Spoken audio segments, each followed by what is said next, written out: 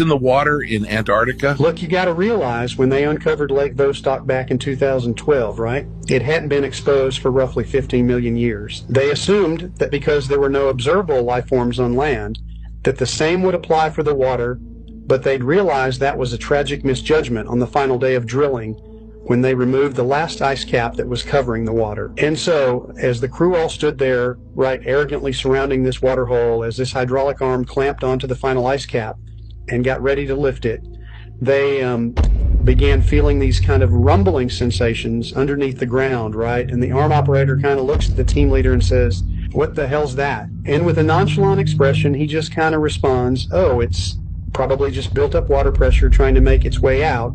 Go ahead and let it." The operator goes ahead and begins lifting the ice cap, and the crew all just watch intensely, anticipating being the first modern people to gaze into these prehistoric waters.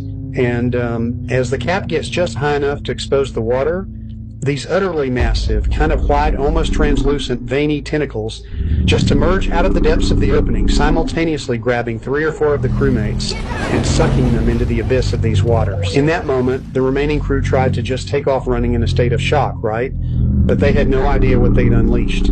While running, one of the crewmates says to the team leader, "John, can that thing get on land?" And as he says to him, "Buddy, cephalopods around heavily contrasted terrain can get on land. You think that thing would feel the difference between water and ice?" The ground literally just shakes as this thing braces its tentacles around the rim of the opening and emerges, letting out a screech full of 15 million years of suppression. John dives into this vehicle with one other crewmate, and as he revs it up, he looks in the rear view, waiting for the last 2 men to make it, while this massive 40-foot tall white-toned kraken just glides across the ice like it was on skates, reaching out a tentacle at a time and sweeping each of those men off their feet.